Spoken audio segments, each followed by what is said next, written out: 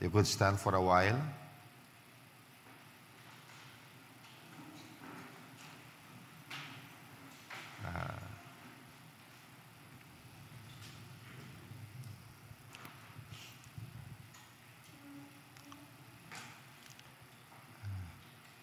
Let's read from Acts chapter 1, verse 8. Acts 1, verse 8. But ye shall receive power after that the Holy Ghost is come upon you. And ye shall be witnesses unto me both in Jerusalem and in all Judea and in Samaria and unto the uttermost part of the earth. Tayo manalangin sa Panginoon. Lord Jesus, we appreciate every word, Lord, that you are revealing to us. Because I know, Lord, na revelation is power, Panginoon. Tulad na sinabi ng iyong propeta, there's no prevailing power as the power of revelation. Because once something is revealed, Panginoong Diyos, ay malalakaran namin. Kaya kami nagpapasalamat sa lahat ng iyong direksyon, sa lahat ng mga mensahe na iyong inihahayag sa amin, Panginoon. Tunay nga, Lord, that you want us to live a life that is victorious. Thank you, Lord, for all the wisdom that you have given us by the revelation of your word. Lord, we just pray, Lord, that you would bless this little exhortation of your word before we come to prayer. This we pray in Jesus' name. Amen. Purihin ang Panginoon. Amen. Praise God.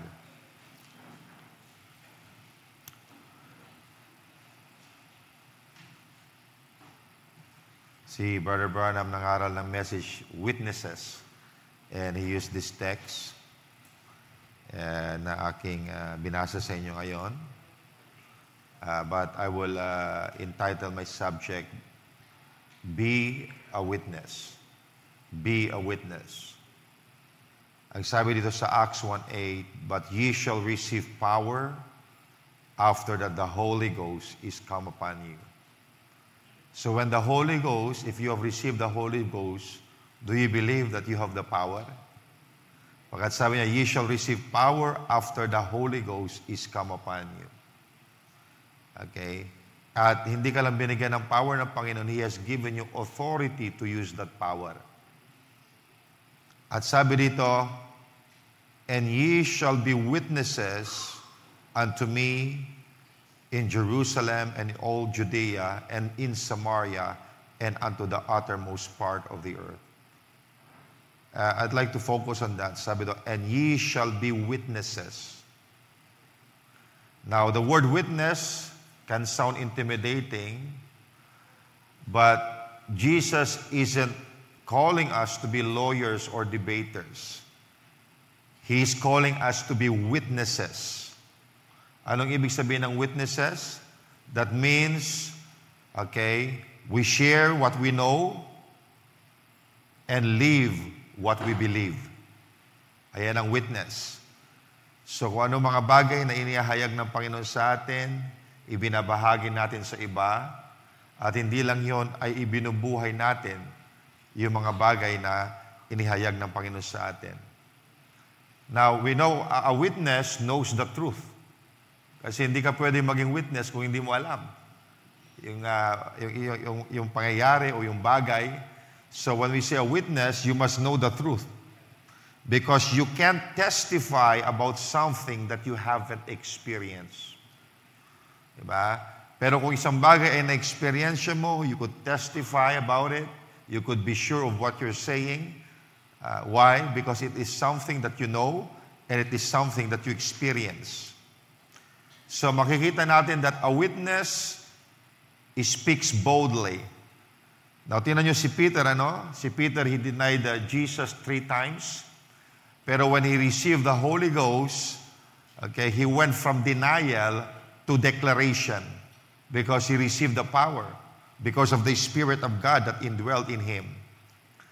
So, I believe that nais na Panginoon that all of us would be witnesses. So it is our job to speak, to testify, not convince, because that's the work of God. Okay, you just speak the word, testify what God has done in your life, not to convince, because God will do the rest. Meron tayong bahagi, ang Diyos ay merong bahagi. And alam natin, a witness lives authentically.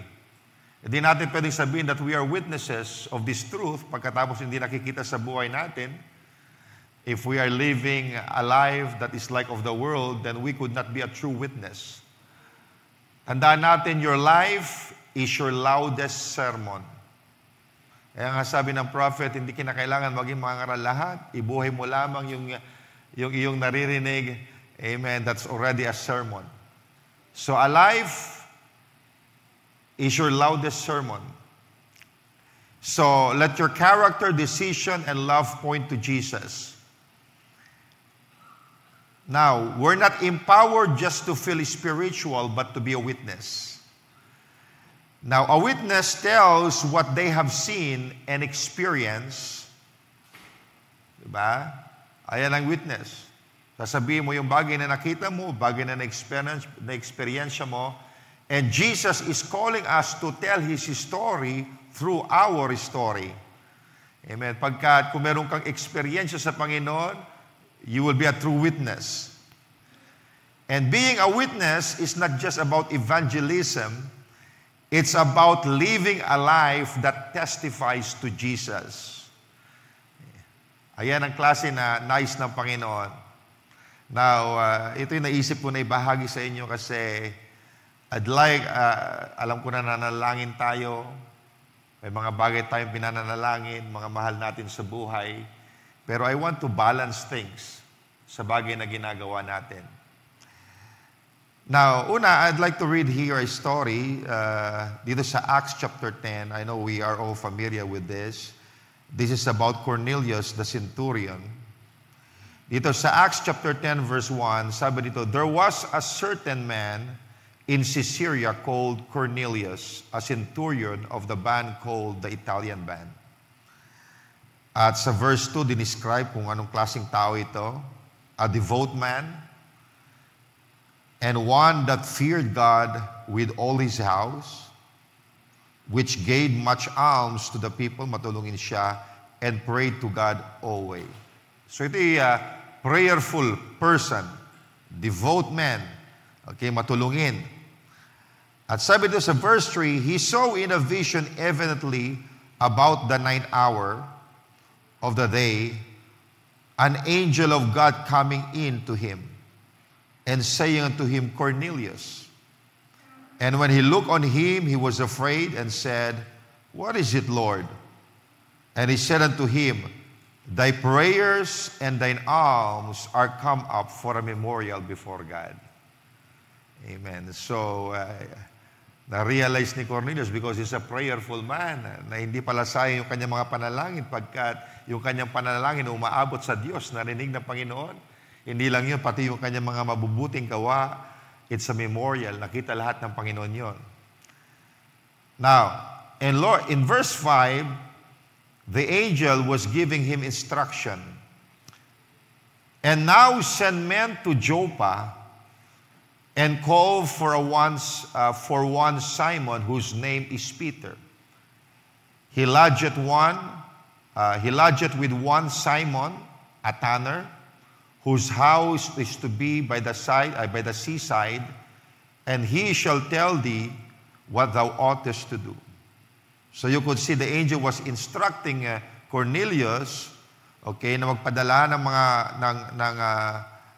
tauhan niya sa isang lugar, and the angel specified it sa Joppa, okay, para hanapin ang taong nagngangalang Simon, whose surname is Peter. At sinabi kung saan siya nakatira, binigay yung address, ano? Now, nakita natin dito nag-appear yung angel kay Cornelius. Why didn't the angel tell Cornelius the gospel? Bakit hindi niya na lang sinabi? Because it would have been much more efficient than sending men on a 2-day journey to bring back Peter or to bring Peter back. Diba? So, why didn't the angel just tell him how to be born again? Okay, pwede naman nagsabihin ng angel. Okay, kasi kung magpapadala pa ng mga tao, it would take several days journey. And we know the answer is very simple. Because God gave power and authority to people to preach the gospel, not the angels. Ang binigyan ng authority na mangaral ng ebanghelyo, okay, ay ang tao. Naalala kong sabi ni Barbara Branham, God could have used the Son to preach the gospel. Because He is a supernatural God. He could have even used the moon to preach the gospel. Or He could have even used the angel to preach the gospel. Pero hindi, mga kapatid, because God ordained that man would preach the gospel. So makikita natin that God has limited Himself to preaching the gospel through people. Kung gusto niya may paabot ang ebanghelyo sa mga tao, God has to use a man. So He's putting a limit, okay, when it comes to preaching the gospel, because He did not ordain the angels to preach the gospel, but He ordained man to preach the gospel. Now, alam natin that you have to be born again by the incorruptible seed, which is the Word of God. Now, ang sabi dito sa 1 Peter chapter 1, verse 23, sabi dito, being born again, not by corruptible seed, but of incorruptible. So, ibig sabihin, we were born again because of the incorruptible seed of the Word of God. Okay? Not of a corruptible seed, okay, which are the teachings of man, the ideas of man, okay, traditions of man, but of incorruptible by the Word of God, which liveth and abideth forever. So napakalinaw dyan that God's Word is the seed. Ang salita ng Diyos ay binhi. In other words, kung ito'y binhi, it must be planted in the ground of the heart. Now, ito'y parang binhi na itinatanim sa womb ng babae. Di ba? Coming from the male. Okay. You can't conceive a child apart from the seed being sown. Diba? So, kung walang binhi na natinim, hindi magkukonceive yung babae. So, the seed has to be sown. And I could say that God's plan for us is to be witness of the truth of the gospel. Nais ng Panginoon maging witness tayo ng katotohanan, ng ebanghelyo o ng mensahe na inihayag ng Panginoon sa atin. And for people to hear it and be born again through the incorruptible seed of God's Word. Now, God wants us all to be witnesses. Pero alam niyo mga kapatid, si Satanas, ito ang binubulong ni Satanas sa atin. O hinahasik ni Satanas sa mga tao. You don't have to share God's Word. You want other people to be saved? You don't need to share God's Word. Just pray for them into the kingdom. Hindi mo na kinakailangang i-share yung salita ng Panginoon. Ipag-pray mo lang sila na sila makapasok sa kingdom. Now, so now there are all these Christians who are praying and asking God to save people, but they never share the gospel with them. Pinapanalangin nila, Panginoon, iligtas mo ito. Iligtas mo ito.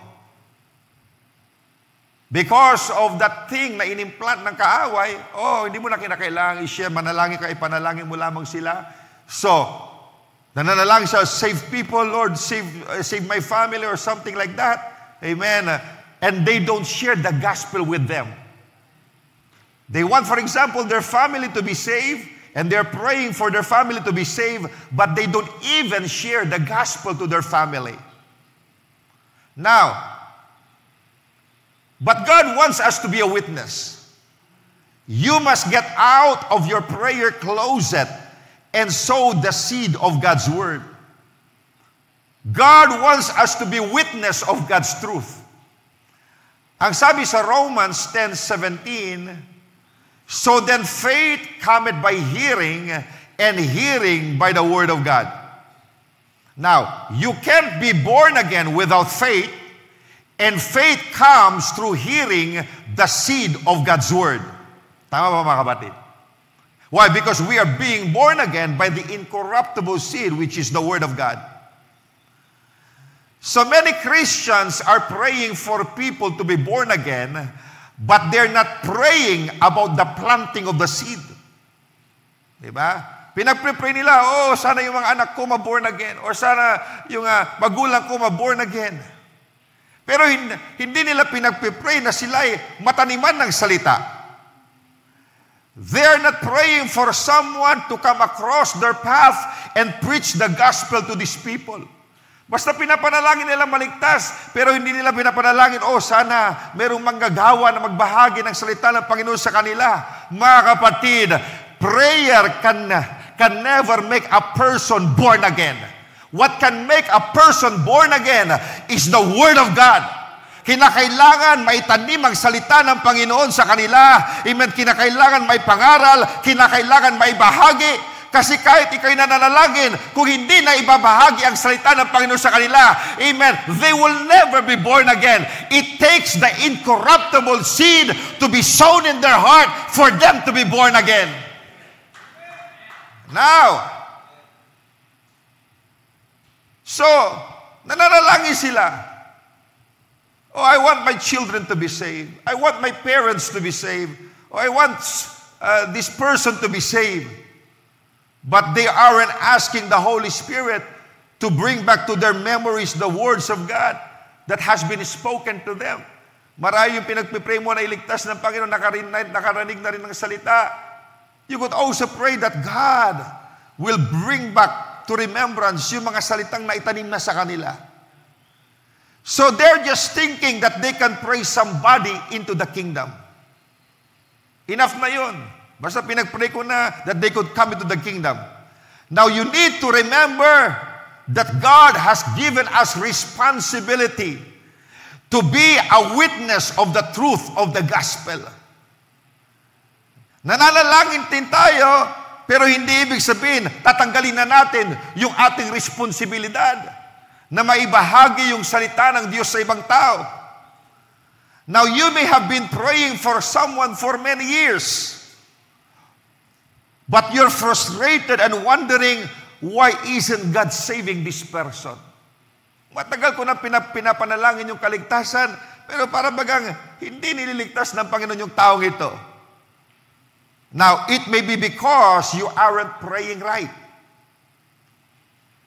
Are you asking God to save them as if they were something God, as if there was something God could do?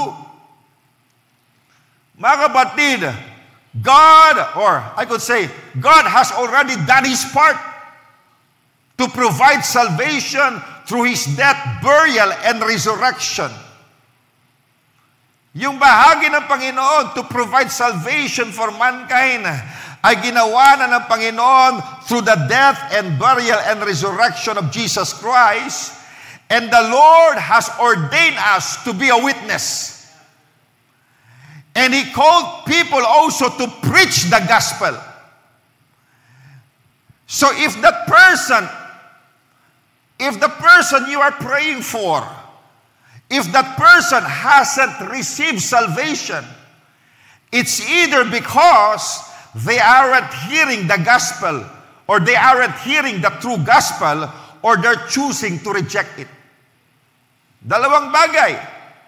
Kung bakit yung tao pinapanalangin mo, hindi pa nakatanggap ng kaligtasan, ay baka hindi niya pa narinig yung totoong gospel o yung tamang mensahe. O marahil narinig niya at he choose to reject it. Now, I'm showing you this because gusto nating balansehin. Ibig sabihin, don't just pray, Lord, please save them.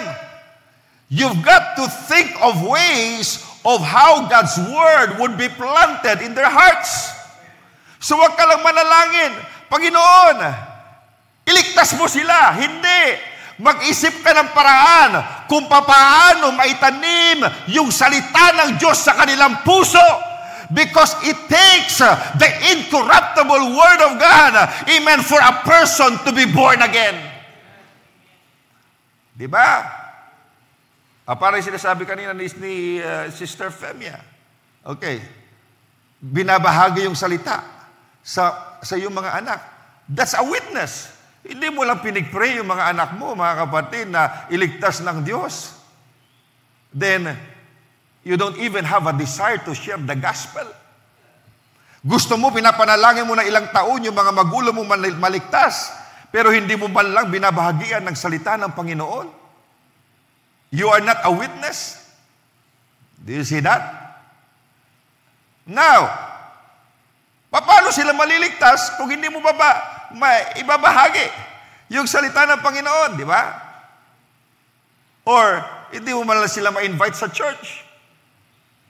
You've been praying na iligtas sila ng Panginoon, pero hindi mo sila ini-invite. O marahil hindi mo may ipaliwanag yung mensaheng ito, you could even send the videos ng ating mga recording preaching dito sa kanila. Di ba? So, hindi mo lang sinasabi, Lord, iligtas mo sila. No. You've got to think ways kung paano mo maibahagi o maitanim yung salita ng Diyos sa kanilang mga puso. Now, what I'm saying here is that God has limited Himself by His own word. Nilimitahan ng Diyos ang kanyang salita sa pamamagitan ng kanyang salita because He told us to preach the gospel. He told us to be witnesses. So He said that people are born again by the incorruptible seed of God's word. So if we don't follow His instruction, then we can expect proper results. Diba? Kung lahat tayo dito ay nananalangin lang, pero wala tayong desire na magbahagi, wala tayong makukuhang resulta. Hindi lang po tayo mananalangin, mga kapatid. Magkaroon tayo ng burden na ibahagi ang salita ng Diyos sa iba, na magpapatotoo kung anong ginawa ng Panginoon sa ating buhay, mga kapatid. Why? Pagka kung binabahagi natin sila, naghahasik tayo ng binhi. So hindi lang sapat na nananalangin tayo, kinakailangan may burden tayo na ibahagi ang salita ng Panginoon sa lost. Amen. We must have this burden. We must have this desire to spread the gospel. Now, perhaps yung iba sinasabi nila, gusto ko maligtas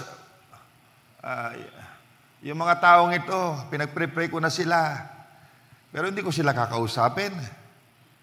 Kasi kung pupuntahan ko sila, there is a risk of embarrassment. Paano kung ayaw nilang paniwalaan yung aking pinaniniwalaan? There's a risk of embarrassment, mapaya ko. Okay, risk of shame and even persecution if I would speak the word of God. Kung sasabihin kong salita ng Panginoon, o ba katawanan pa ako, ma-persecute ba ako sa aking paniniwala? Now, so ang gagawin ko na lamang, I'm just going to pray in my closet and believe, Lord, that you're going to do a miracle. Ayaw ko nang ibahagi. Baka mapahiya lang ako. Ayaw ko naman yung nire-reject ako. Kaya ang gagawin ko na lang, Panginoon, I will just pray in my secret closet, and Lord, let God do the miracle. Now, if this is you, or if that is you, you're beating the air. It's like you're spitting in the wind. Why? Because it isn't going to work, because that's not how the kingdom of God operates. Now, I'm speaking this truth in love kasi gusto kong mabalansin natin ang mga bagay-bagay. So if we ask God to save someone, but we don't do what He commanded us to do, which is to be witnesses of the truth, then it isn't going to happen. Because people must be born again through the Word of God. Ako na mga kapatid, people can only be born again through the Word of God. Prayer doesn't cause people to be born again. Because you are born again by the incorruptible seed. Prayer helps. Tumutulong lamang yung pananampalataya. Prayer helps once you've already shared the gospel, but it is not substitute for doing what God has told us to do. Nananalangin tayo because prayer helps. Kaya nga sabi ni Apostle Paul, ipanalangin niya ko that God would give me open doors para may pangarap ang Ebanghelyo. Pero hindi ibig sabihin, mga kapatid, yung panalangin mo would be a substitute kung anong iniutos sa atin ng Panginoon. Hindi! Mananalangin tayo, pero yung inutos sa atin ng Panginoon, He wants us to be witnesses, gagampanan pa rin natin. Amen! So we've got to be witnesses. Because people don't get born again just through prayer. They get born again through the hearing of the truth. Sabi sa John 8:32, and ye shall know the truth, and the truth shall make you free. Kung hindi pa sila ligtas, hindi pa sila malaya, sila'y bihag na maling paniniwala, sila'y bihag ng kasalanan, at paano sila makalagahan? Amen. They must know the truth, and the truth will set them free. So kinakailangan malaman nila yung katotohanan. Kinakailangan maibahagi sa kanila yung katotohanan. You see, the devil has deceived people into just praying and asking God to do what He has commanded us to do. Pinapanalangin natin, Panginoon, ganitong gawin mo. Okay. At pati yung bagay na iniutos ng Panginoon na tayo ang gagawa, gusto natin Diyos ang gumawa. May bahagi ang Diyos. Diba? May bahagi tayo. Diba? Ang bahagi ng Diyos, na isa sa bahagi ng Diyos is to convict people. But how could He convict kung hindi natin binabahagi yung salita ng Diyos? Nakuha natin? So He has commanded us to preach the gospel. Of course, hindi lahat ay mga ngaral, but we are all called to be witnesses. Now, nakita natin, Cornelius had an angel appear to him in response to his prayers. Bumaba yung angel, nag-appear kay Cornelius. But the angel didn't preach the gospel to him. Si Cornelius, ang kanyang buong sambahayan, kinakailangan ng kaligtasan, pero nang bumaba yung anghel, hindi nangaral sa kanya. Instead, he told him na magpadala ka ng iyong mga tao sa Joppa, hanapin mo si Peter at ipadala mo dito. Amen. You've got to bring Peter. Okay?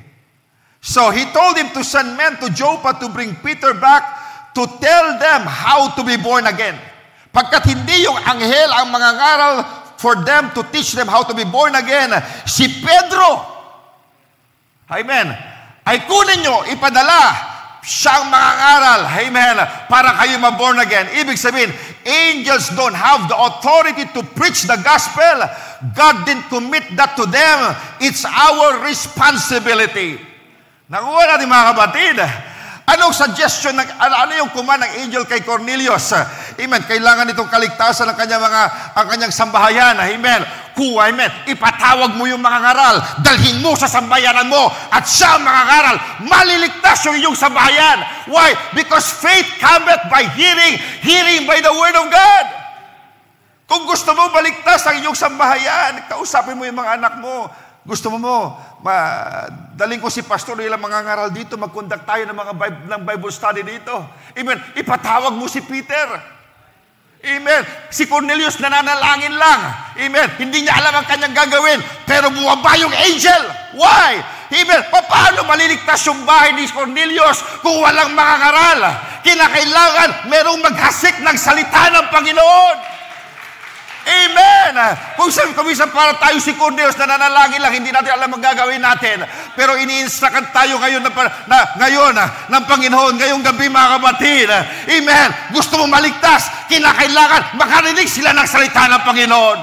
Gusto mo silang maligtas, panalangin ka na panalangin, hindi mo man lang maimbitahan sa church. Amen. Kasi pag inaimbitahan mo sila, matataniman sila ng salita ng Panginoon. Hindi mo ba lang maibahagi yung mga naririnig mo sa church at gusto mo sila maligtas, taniman mo sila ng salita ng Panginoon. Di ba? Now, look at the instruction of the angel. Di ba? How could that house of Cornelius be saved? Magpatawag ka ng mga ngaral doon. Amen. Uri ng Panginoon.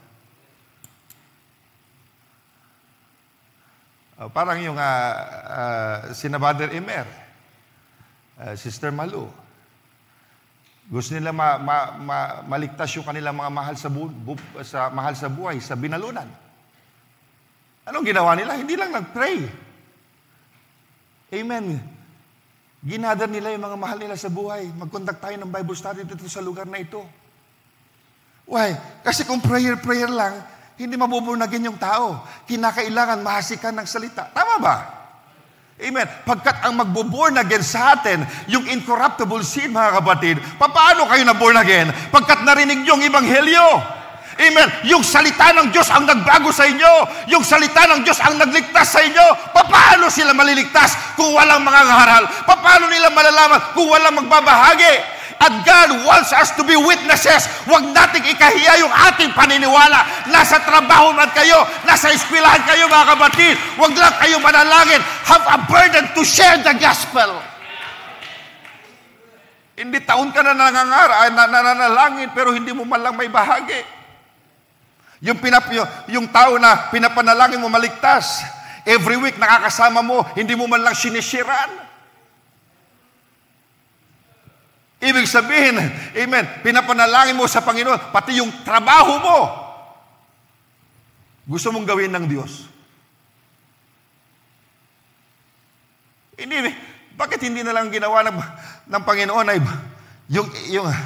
yung Holy Ghost bumaba doon sa bahay ni Cornelius? Sabi niya, amen, ako nang mangangaral sa inyo. Amen, maliligtas kayong lahat. Hindi ganun ang paraan ng Panginoon, mga kapatid. God has to use man. Amen. Because it was not ordained. God did not ordain, amen, the angel to preach the gospel. Amen. Yung Holy Ghost ng mismo hindi direktang nangangaral sa atin. Diba? Direktang hindi ba ginagamit siya? Ngayong gabi ba, direktang Holy Ghost na nangangaral sa inyo? Hindi. Merong ginagamit ang Diyos. Tama ba? At ipanalangin din natin na gawin tayong instrumento ng Diyos na may bahagi ang salita ng Diyos sa mga nawawala. Let's have this burden. Let's have this compassion for the lost. Hindi lang tayo nananalangin, meron tayong burden. Yung iba, ayaw yan, pagkat ayaw ng rejection, ayaw mapahiya, o baka kung anong reaction, hindi, mga kapatid. Amen. Isa lang ang paraan. Amen. Para ang Diyos, ang tao na born again, kinakailangan mataniman sila ng salita ng Panginoon. Kung walang magbabahagi, huwag niyong ispikin na yung Holy Ghost didirekta doon sa tao. At siya magbabahagi, hindi. Responsibilidad natin, amen, na ibahagi ang salita ng Panginoon. Amen. Nasa trabaho ka man, nasa eskwelahan ka man, you could share your testimony kung anong ginawa ng Panginoon sa iyo, kung anong mensahe natanggap mo, mga kapatid. God wants us to be a witness. Now, witness. You see?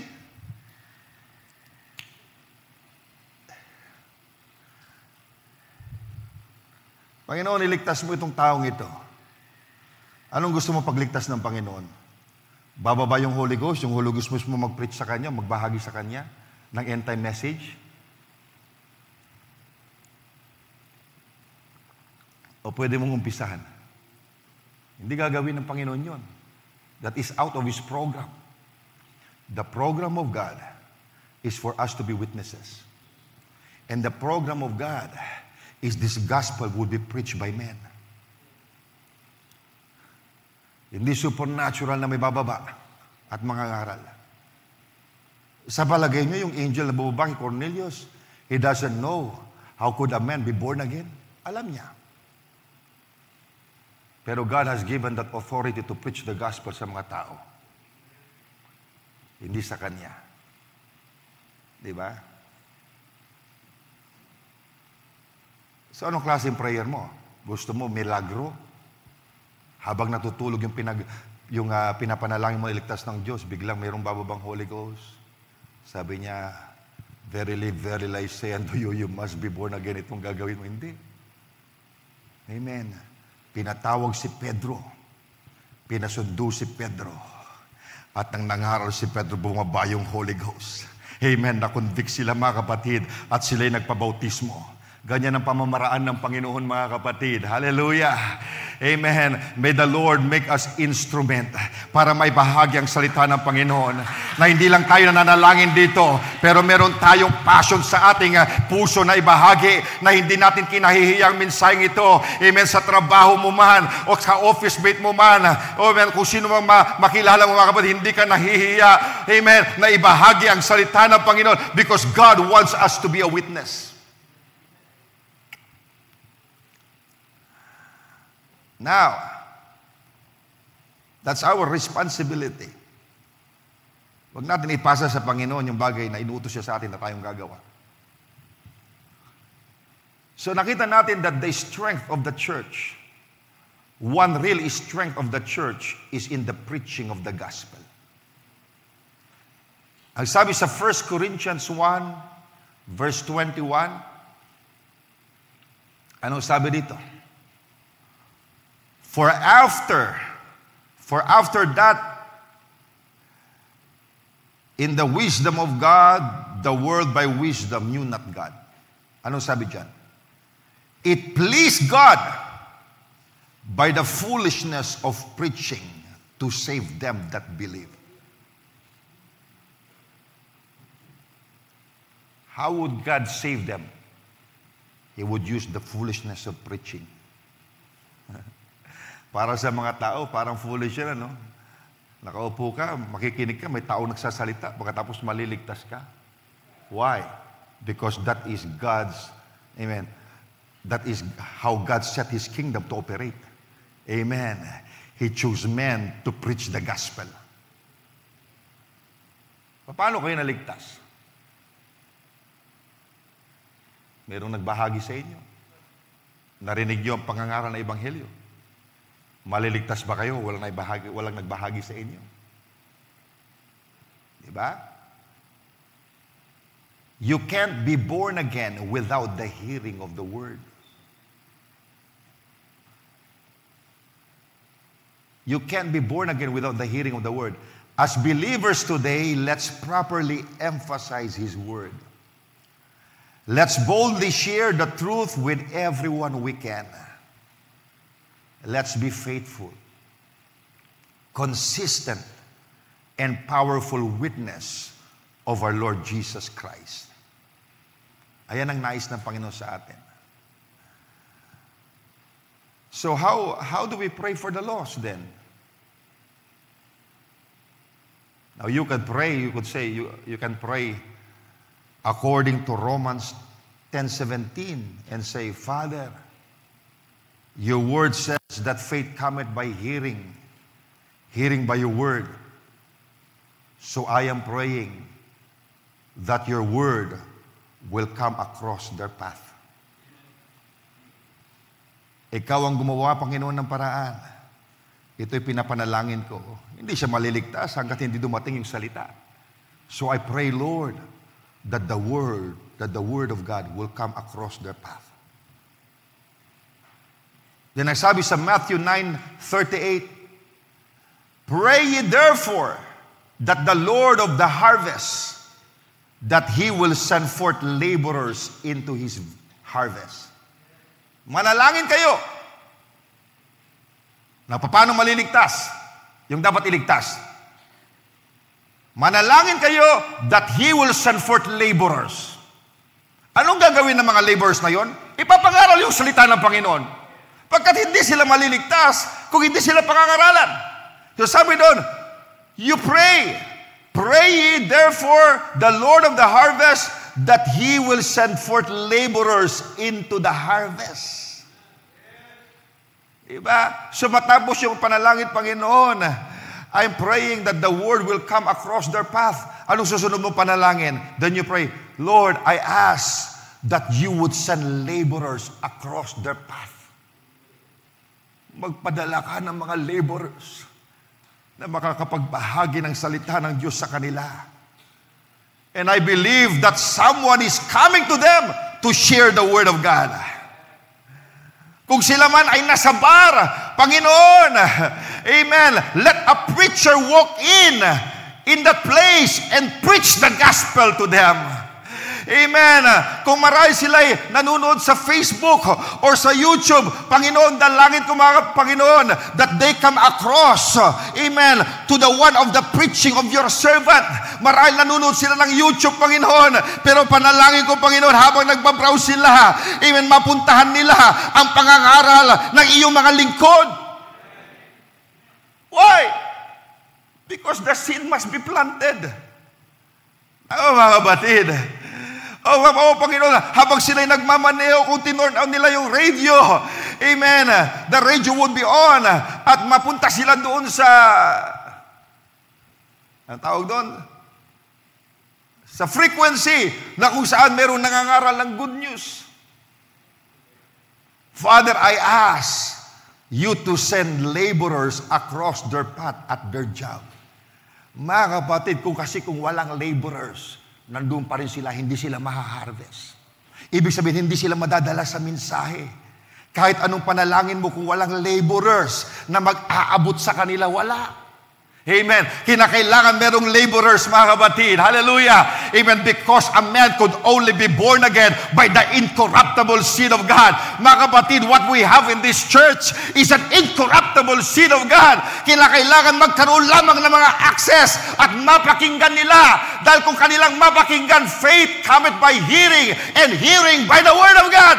Paano nila mapapakinggan kung walang magbabahagi? Paano nila mapapakinggan kung walang burden na ibahagi ang salita ng Panginoon? Kaya mga kapatid, hindi lang tayo mananalangin, magkakaroon tayo ng burden na ibahagi, na i-share ang mensaheng ito. Amen.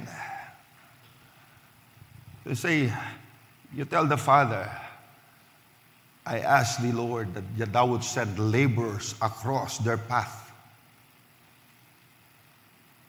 Kung sila may nasa trabaho, Panginoon, marami mga message believers dito sa Pangasinan. Marahil makabisita sa kanilang kumpanya, one of the message believers. Maaari pang gamitin mo kung sino man yan, Panginoon. Hallelujah. Amen. Na maibahagi sa kanilang pagmamahal ng Diyos. Amen. Ang salita ng Diyos sa kanila. Why? Kinakailangan. Amen. If this is the incorruptible seed, kinakailangan maitanim. Saan mo itatanim yan? Sa puso. Diba? And also pray that the word they've already heard will come back to their remembrance. Tingnan niyo sinabi sa John 14 verse 26. But the Comforter, which is the Holy Ghost, whom the Father will send in my name, He shall teach you all things, and bring all things to your remembrance, whatsoever I have said unto you. Isa pala sa gawain ng Espiritu Santo ay ipaalala yung mga bagay na naisalita na. Na maraming mga magulang dito, nang yung mga anak ay mga bata-bata pa, dinadala nyo sa church. Dahil bata pa sila, sunod-sunuran sa inyo. Dinadala nyo sa Sunday school, nakakarinig sila sa kanilang mga teachers dyan, ang salita ng Panginoon. At medyo lumaki sila, dinadala nyo sila ito, nakakarinig sila ng salita ng Panginoon. And in the process of time, hinatak sila ng Satanas sa libutan. At nandun sila sa libutan ngayon. Pero alam nyo, nang sila'y mga bata pa, meron nang naihasik na salita sa kanilang puso. Pagkat nadadala nyo sila sa church. Ipanalangin nyo, habang nandun sila sa mundo, that God would bring to remembrance yung mga salita na kanilang narinig nang sila'y mga bata pa.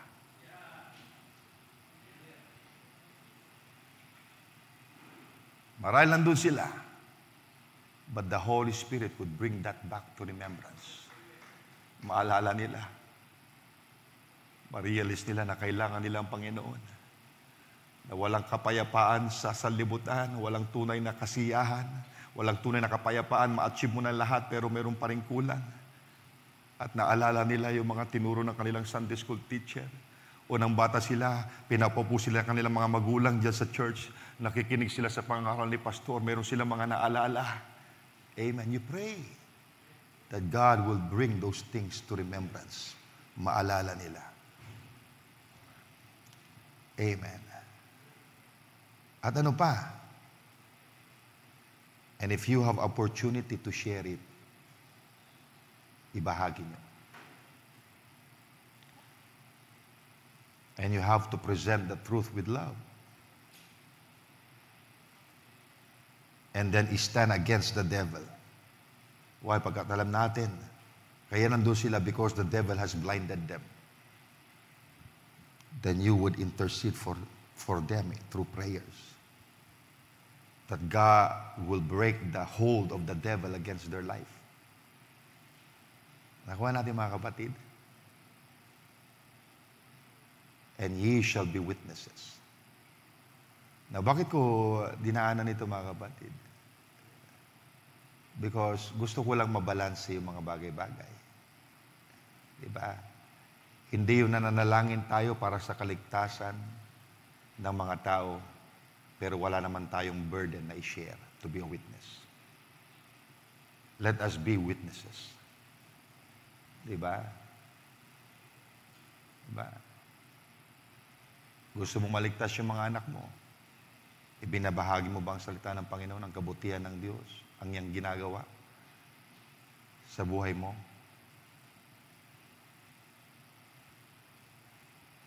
Or maybe you want them to get saved, but you didn't even try to invite them to come to church. Paano sila maliligtas?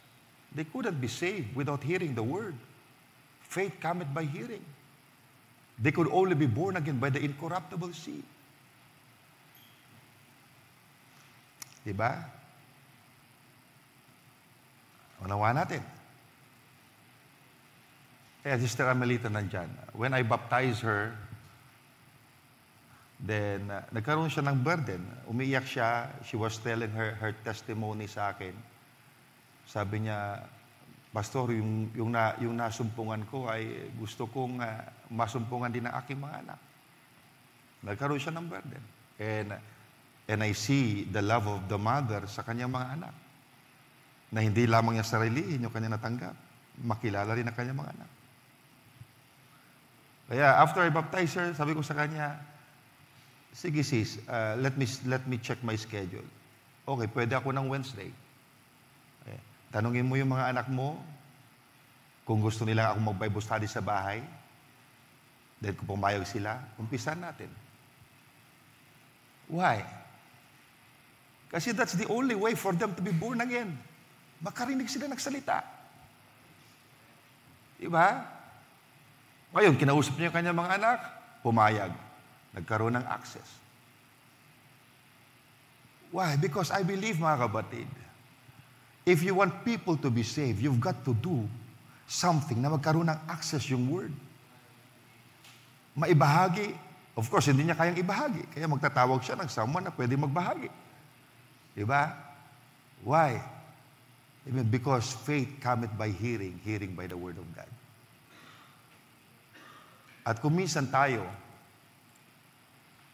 yung ipinapanalangin natin, lagi natin kasama, na hindi man lamang natin may bahagi yung salita ng Panginoon. Amen. Meron tayong responsibility, mga kapatid, to be a witness. Hindi ko sinabi na para kang pastor na hindi. Ibahagi mo lang, yung mga naunawaan mo lang, i-share mo. Di ba? Pagkatapos, hindi ko masyado may paliwanag sa iyo, anak. Pero may preaching si Pastor Ian na-bless ako, ifo-forward ko sa iyo. Or, sama ka nga sa akin sa linggo. Diba? Why? Kasi alam mo mga kapatid, kinakailangan silang mataniman ng salita. Kinakailangan nilang makarinig. Diba? Hindi tayo naligtas na wala tayong narinig. Kaya tayo'y tumugon pagkat meron tayong narinig. Diba? Sinasabi, yung Bible study namin last Wednesday, sinasabi sa akin ni Sister Melita, nagsasabi yung anak niya sa akin, Nay, parang gusto ko na magbaptize yung isang anak niya. Kasi nang tinuro ni Pastor yung baptism, ganun pala yun. You see, faith cometh by hearing, hearing by the word. Kinakailangan makarinig ng salita. Amen. Now, kaya ko sinasabing ito because alam ko rin marami rin dito mga kapatid na meron tayong burden sa ating puso. Meron tayong mga dinadalangin sa Panginoon. Hindi ko alam kung anak mo yun, o asawa mo, o kung sino man yan mga kapatid. Meron tayong burden. Amen. Pero sinasabi ko, a person could never be born again without the Word of God. Because you could only be born again by the incorruptible seed, which is the Word of God. Amen. So hindi lang tayo mananalangin. Magkaroon tayo ng burden na may bahagi sa kanila. Even in simple ways, ay mabahagi mga kapatid. Yung bagay na inihahayag ng Diyos, yung kabutihan ng Diyos, yung pagkilos niya sa ating buhay, ibahagi natin sa kanila. By that, magkaroon sila ng interest. At mamaya, hindi mo maisama yan, mamaya sasama na sa'yo. Amen. At pag naisama mo, lalo na naman matataniman ng salita ng Panginoon. Amen.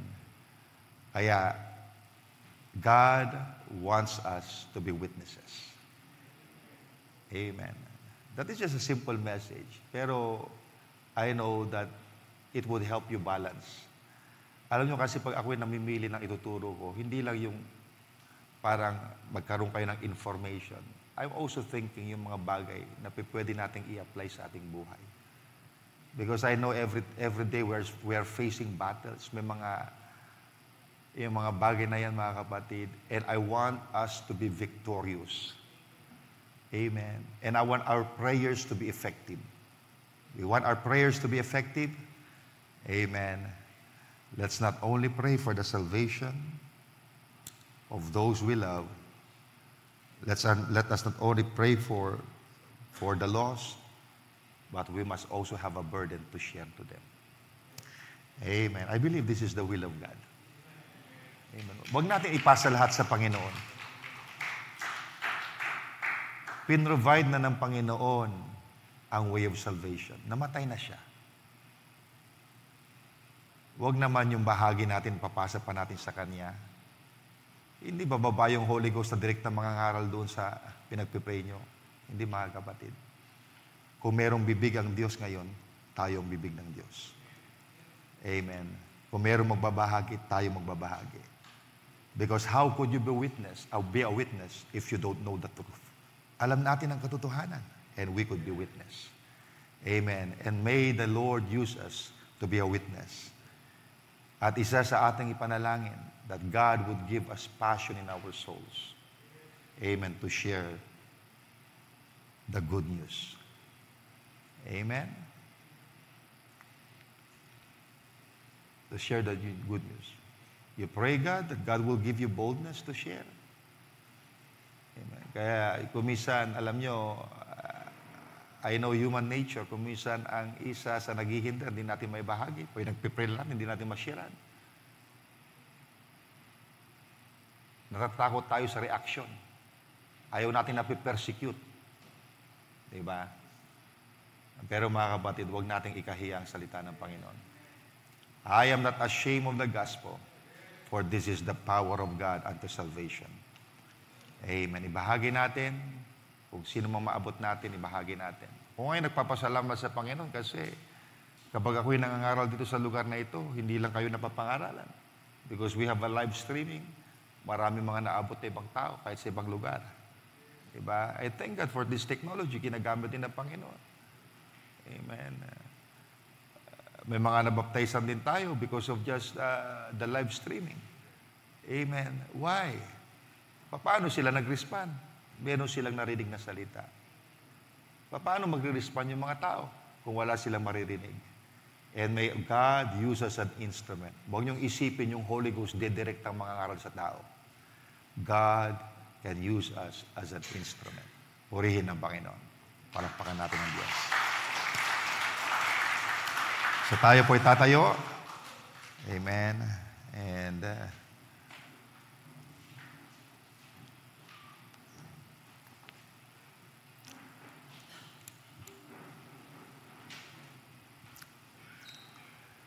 praise the Lord.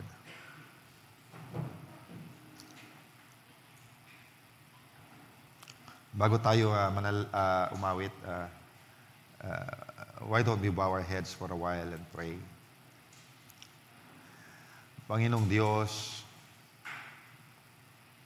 alam ko, Lord, na marami sa amin ay nagkukulang sa bagay na ito. Sometimes, Lord, we don't have this great desire to share the gospel to the people that are around us, Panginoon.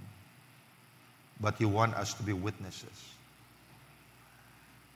Lord, sa mga bagay na yung ginawa sa aming buhay, we are living witnesses. We are true witnesses, Panginoon, because you have given us the truth. We know what we are saying, and we have an experience with you, Panginoong Diyos. Dalayan ko, Panginoon, Lord, na kami pa'y umalab na may bahagi ang salita sa ibang mga tao, Panginoong Diyos. It doesn't matter if they receive it or not. At least we tried, Panginoong Diyos. Lord, pagkat, Lord, we are living in a perilous times. Lord, ang kaaway has blinded the minds of the people from the gospel. But, Lord, you have made us the light of this world. You have said that let your light so shine before men that they may see your good works and glorify your Father which is in heaven. Kaya, Lord, sa oras na ito, tulungan mo kami, Panginoon, na maging witness, Panginoon, sa mga ibang tao, Ama. Give us more passion for the lost. Kaya, Panginoon, pinupuri ka namin for reminding us, Lord, that we are called to be witnesses in this generation. We love you, Father. I pray, Lord, that you would bless us even more. In Jesus' name, amen. Purihin ng Panginoon. So let us sing the song.